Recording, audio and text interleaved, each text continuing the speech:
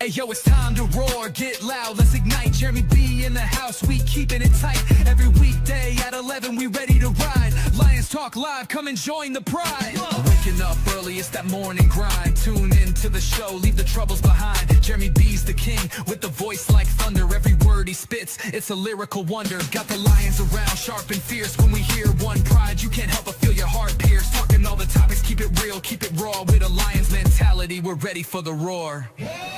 One pride, it feels right. Jeremy B bringing the heat, morning light. Every weekday at 11, we taking flight. Lions Talk Alive, yeah, we ready to bite. One pride, hear us loud. Jeremy's in the zone, making us proud. This is a Huddle Sports Network broadcast. You can find us on Roku TV, Amazon Fire TV, Facebook, and of course YouTube. Get all your NFL news here first.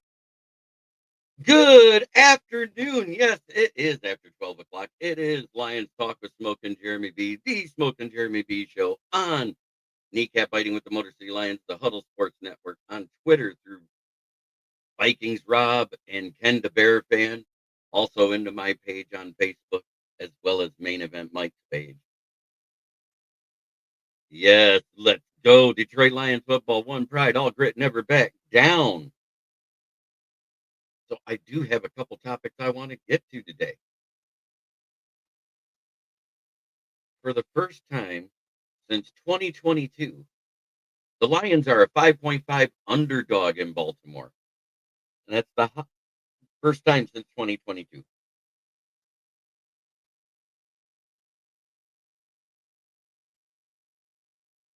I'm thinking either Derek Barnes or Grant Stewart, because both of them are fast enough, and it depends on how the line set up. Look at where Mark Andrews lines up, because he's the one that stays on the line, the better blocker. And whichever side he's on, that's the side that Lamar will roll out to 90% of the time. And I think whatever spy on that outside linebacker is the one that should be doing it. But 5.5 underdogs. How do you guys feel about that? I don't think it's going to be that big of a margin. I think whoever wins it's by a field goal. And I'm hoping it's the Lions. 100%. I'm not saying it will be. This is going to be our toughest test so far. I think they're a tougher team than the Packers. Right now, I got an Eagles, Ravens, Packers, Chargers, Bucks, and then the Rams. Because the Rams, that's my top 5 right now.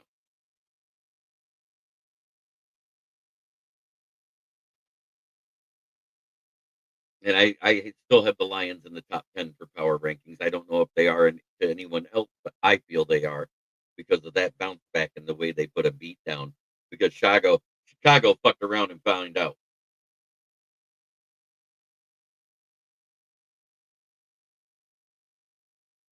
We need to be ready, stay focused, play hard on both sides of the ball, and have fun doing it. We need to play our A-B game. Yep, 100%.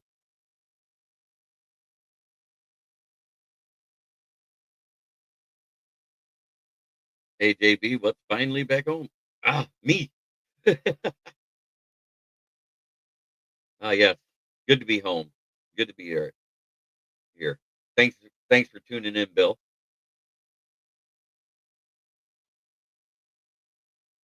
Jonathan Villman is getting butchered for getting Brian Branch's name wrong 3 times. Once even after the break in the action called him Dion Branch, former Patriots player. What is wrong with announcers these days? Do they not do their homework? Do they not pay attention?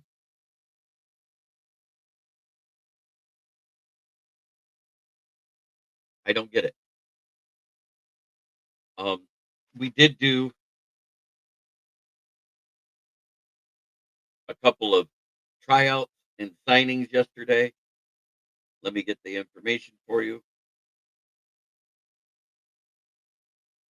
We hosted the following players for workouts today: Andrew Armstrong, quarterback Jason Bean, tight end Nick Muse, and tight end Giovanni Ricci.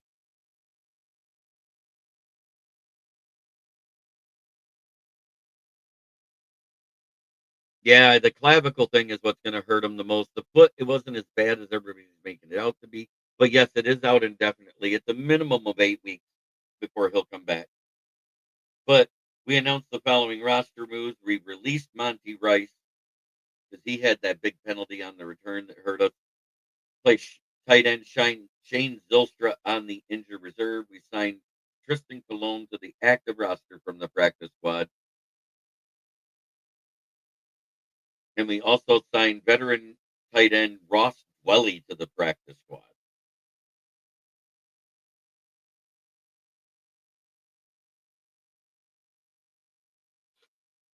It may be hard. I think they're going to put bodies on him. The last time we played, they had J.K. Dobbins and Gus Hill, was it? Is that his name? I can't remember his last name. And those guys were supposed to be really good. And we held the Ravens. This is back in 2021 when we had a dog shit roster. We held them to 17 points. Now, granted, that's because Hollywood Brown did his best impression of Eric Ebron, dropping 4 clear passes that would have been touchdowns, 2 in the end zone. But we held Lamar to 39 yards rushing. We held both of them combined to under 50 yards as well. I think they had 102 yards rushing total that game, if I remember right. It was a long time ago. But it took 27 yards or 29 yards by Lamar to get there.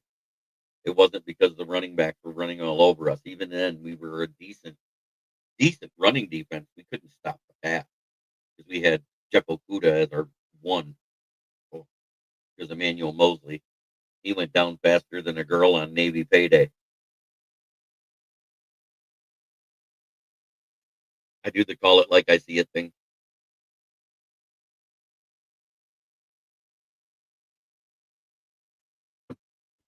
The Lions set a franchise record with 8.8 yards per play offensively last week.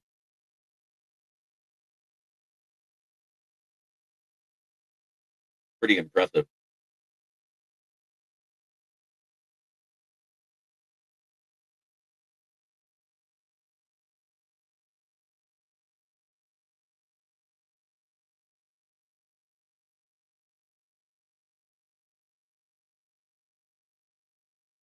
And so far, there's been no word.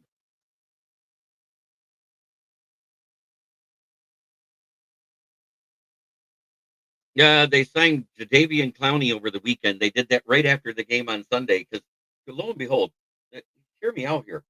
Wouldn't it be amazing if they had a great pass rusher on the team to go with the rushing defense that looked better? Oh, wait, they did. They traded him away. So now they got to go to bum ass Jadeveon Clowney and whatever scraps they can find.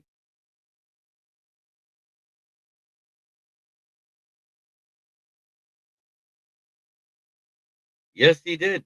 And don't forget, he had that key fumble on his 200-yard performance in that Monday Night Football game that basically cost Baltimore the game.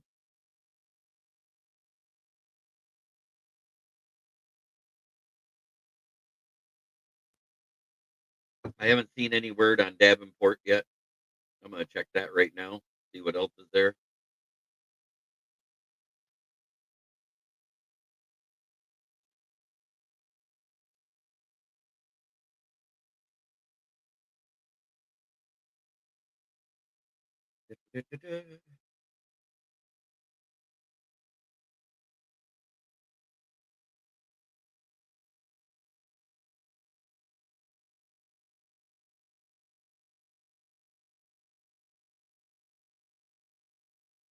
Oh, what's this? The NFL gave a warning about the offense.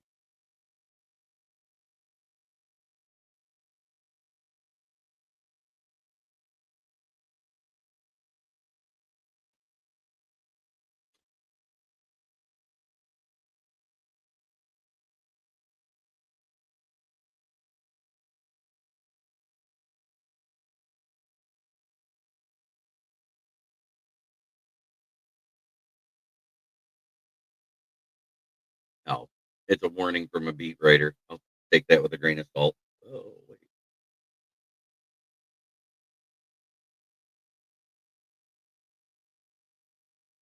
Absolutely.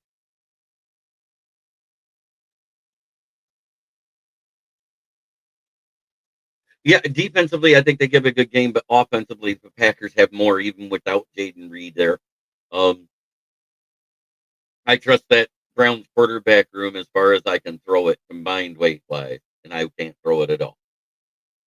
I can barely throw my weight around, and I only weigh 228.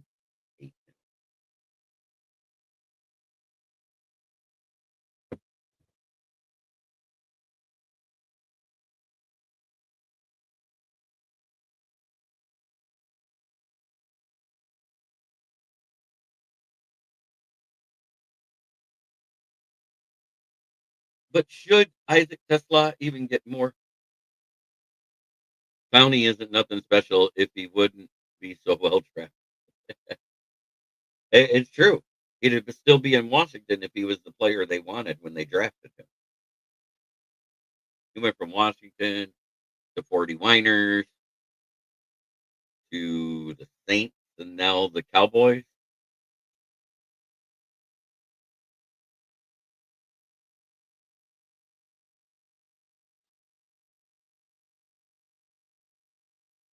They look good 2 games in a row. Until I see it fall apart a little bit, I'm gonna give them the benefit of the doubt. Defensively, they look a lot better with Micah than they did without.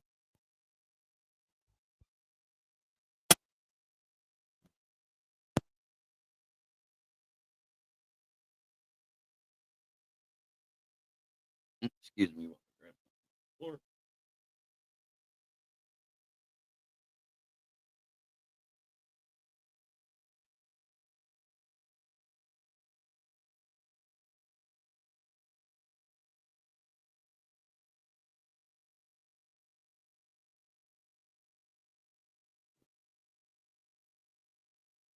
Man, it's good. I gotta start rating my preview for the next game.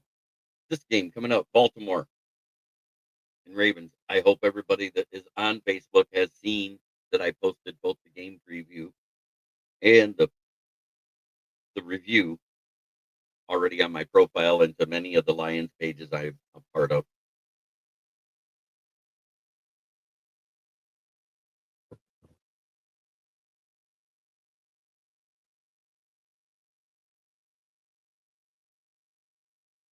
I had somebody tell me that, wow, they didn't know I was that articulate. All right, JB, Pat's in the house. I'm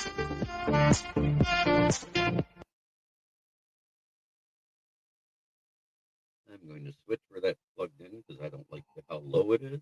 I want to see if it sounds better in the other one. Let's try that. Much better, much louder. I can hear it. Well, mine will say the Bengals are all done this season because they have no Joe Burrow for 3 months, and that O line does look atrocious. I think they were lucky that Jake Browning was able to complete that pass to win the game.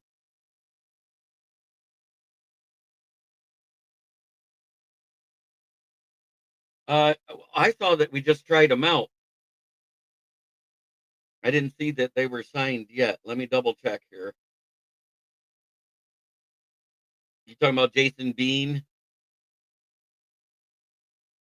Or you're mean Malik Washington? Yes, I did see that. Yeah, that we signed that yesterday. That was after I got off the show.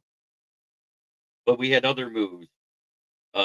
We released St. Zylstra went to the IR, Ross Dwelly to the practice squad, Monty Rice from released from the practice squad, and then they signed Tristan Colon to the active roster from the practice squad, the backup tackle.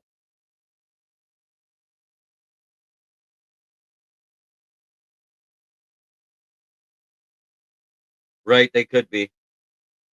That's a very distinct possibility. But at the same time, that guy has also been good on special teams and tackling as a gunner.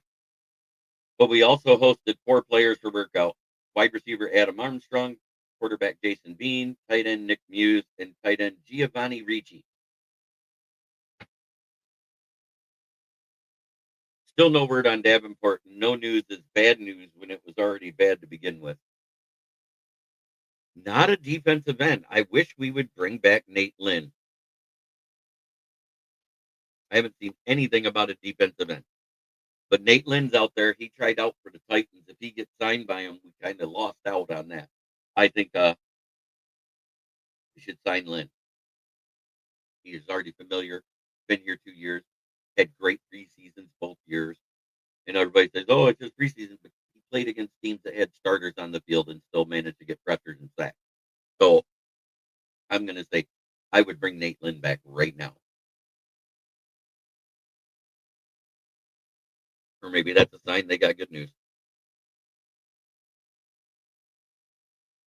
I understand. I feel the same way. But so far, our two best defensive ends statistically has been El Kadim Muhammad and Aiden Hutchinson.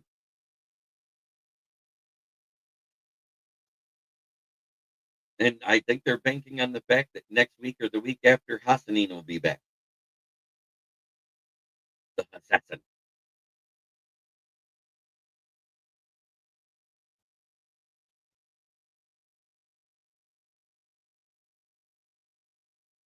I know what we need and I know how we feel, but for some reason, they like rotating those smaller defensive tackles out the defensive end. We may see more Pat O'Connor out there. We may see more Mekhi Wingo because we still got Ray Lopez as a backup.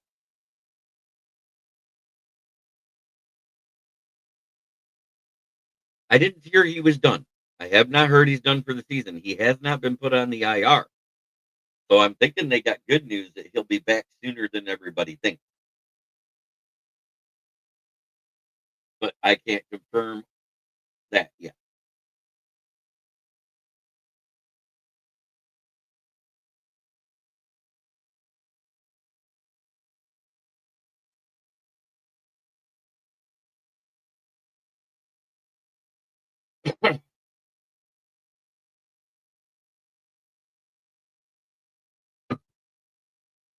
Now, one thing I was right on, DJ Watt, Trey Hendrickson, and all those other ones, other than Micah Parsons, did not get moved. The one that was crazy is the one that said he wanted to play for Dallas and everything else. Jerry traded him away. He said everything right this offseason, and they didn't pay him. It makes absolutely no sense. Because normally that's Jerry's MO.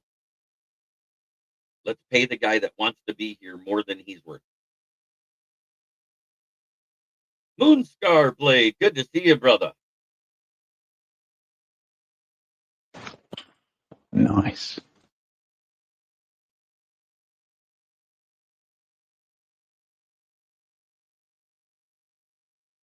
So if I see any breaking news, I definitely will make that up. Make sure you go out on Facebook, Twitter, or wherever you're at and hit the like button. It helps the shows. It helps get us out there. It puts us more at the front of the content. Uh, Viewership has dropped off lately, but today we got 56 people watching 19 minutes into the show, and I'm happy for that. That's between Twitter, Facebook, YouTube combined.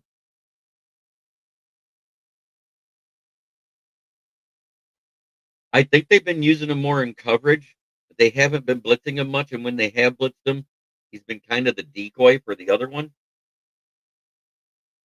for the other guys to get them past, is what I've seen. Most of our pressures came from the defensive line. Even Talik Williams is getting in there and getting pressures. So I like what Talik Williams is doing. I like how the kid looks. He looks like he was worth that 28 pick overall, 100%.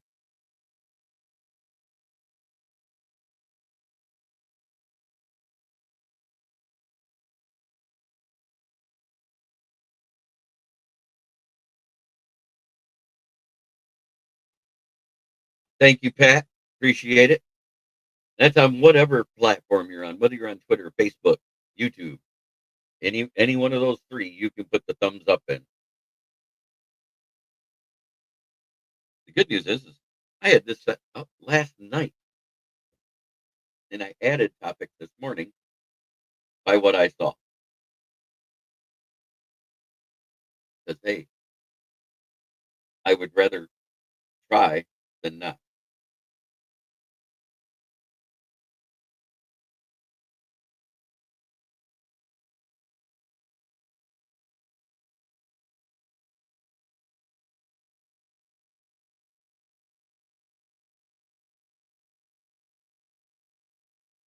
We had Robert Redford pass away yesterday at around 9:30 a.m. The icons are dropping off fast this year. Not right. We lost a lot last year, and we're losing a lot more this year.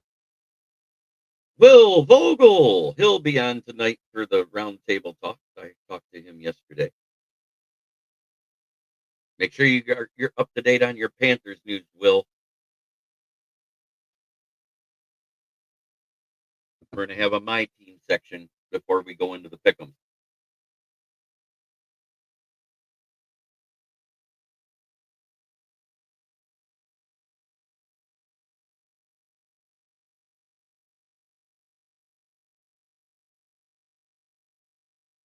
Did you guys watch the wrote the news yesterday? Cool. Did you guys watch the Jimmy Fallon episode with with Michael Keegan Peele and Aiden Hutchinson on there? It was pretty great. Jimmy even wrote a song about Detroit, sort of, just a play along song with the crowd.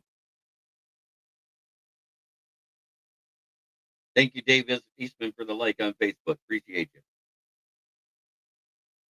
Eagle Mike and Key. Sorry, that's the deal. But he totally missed up Livernois, DeQuinder, and Grashit. It was great.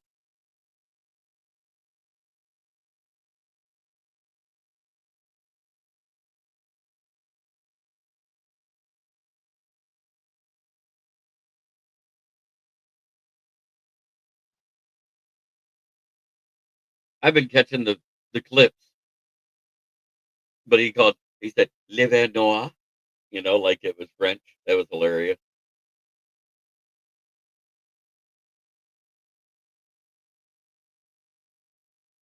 Yeah, I know. I've said that too. But for right now, it makes them a better team.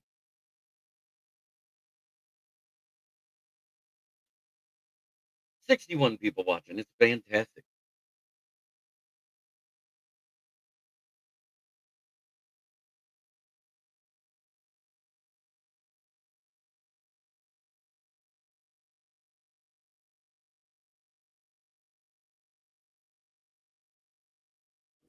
Oh, pardon me.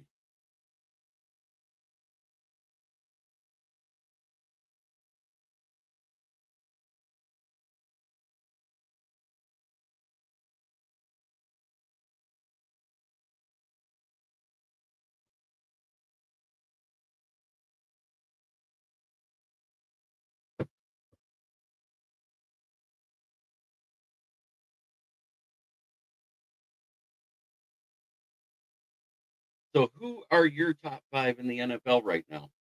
I can't put Lions there because we're 1-1. Who are your top 5 in your power rankings personally?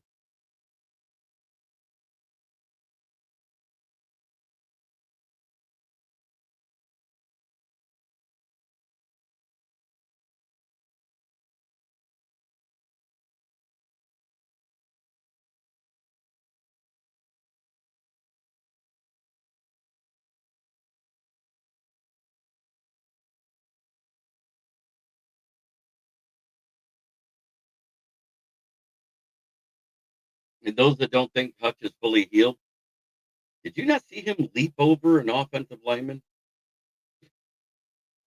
I mean, he cleared him.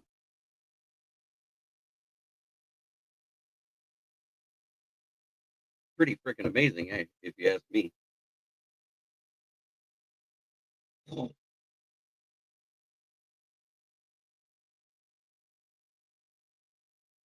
Not this year. You got to restructure people to not go into cap hell going forward. Don't tell me you don't, because I looked at it. You will be in cap hell.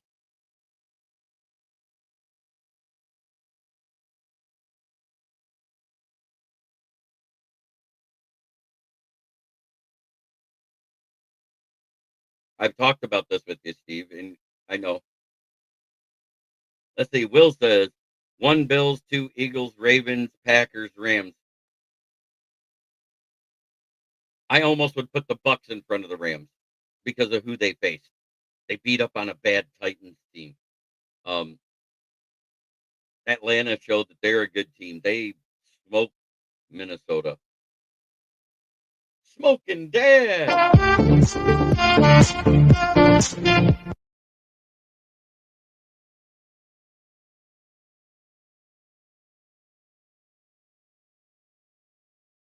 And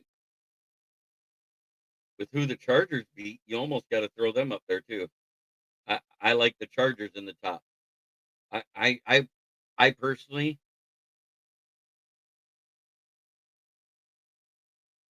I would have it Eagles 1, Ravens, Bills 2. Ra- no, I wouldn't even have the Ravens in my top 5. Excuse me. They're 1-1. They're not 2-0. They lost to the Bills, right? Eagles, Bills, Packers, Chargers, Bucks, in that order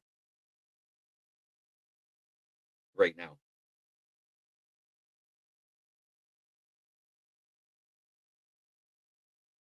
And I hear people talking about the injuries on their team, but yet poo-pooed when I talked about injuries last year for the Lions. Those guys can all go suck an egg.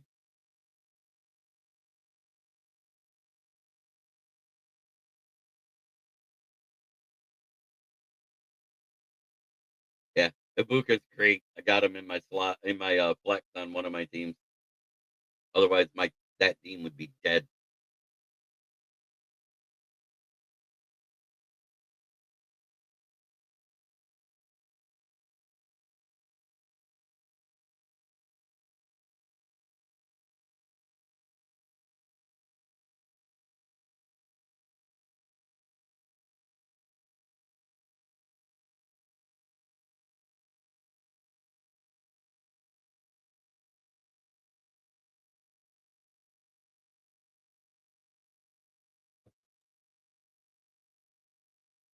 Oh, that came from Woody Buck.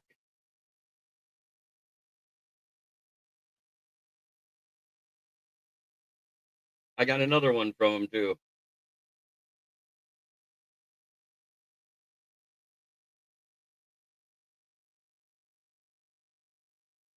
I like this one. It looks like me.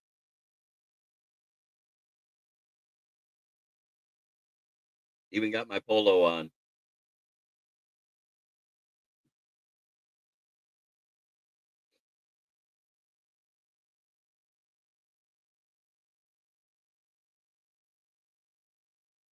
64 people watching halfway in. All the news is caught up. I've got nothing coming out new yet.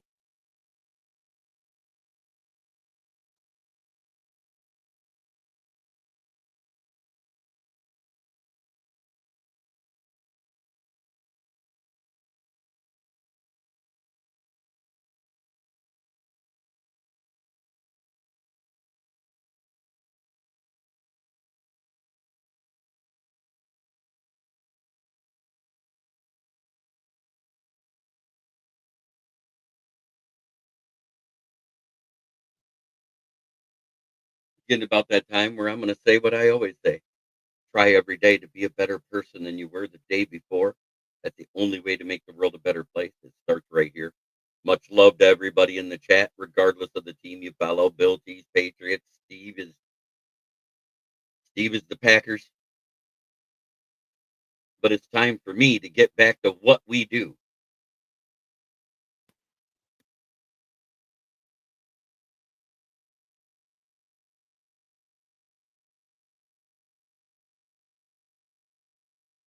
At the bottom of the division, it's fuck the Bears. Now in third place after a brutal loss, it's their skull fuck.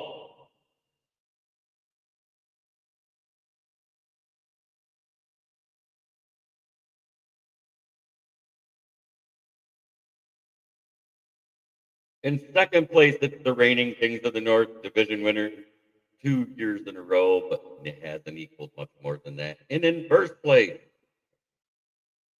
SJB.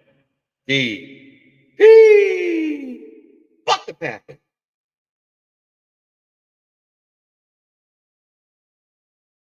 Try every day to be a better person than you were the day before. That's the only way to make the world a better place. It starts right here.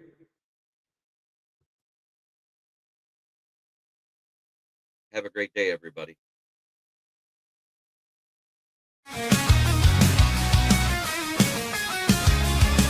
Turn it up, it's that time again. Jeremy B. Lyons, he's your best friend. Every weekday, Evan, you know the vibe. He's shouting one ride with that rocket drive. Rolling up the scene, light up that fire. Jeremy's in the booth, taking us higher. With a grin and a laugh, he's got the crowd in a blaze. Smoking out the haters in a rock star haze. The stories that inspire and riffs that will ignite. When one pride echoes, everything feels right. Jeremy B. live every day at 11. Yelling one B ride like we're in rock heaven. This is a Huddle Sports Network broadcast. You can find us on Roku TV, Amazon Fire TV, Facebook, and of course YouTube. Get all your NFL news here first.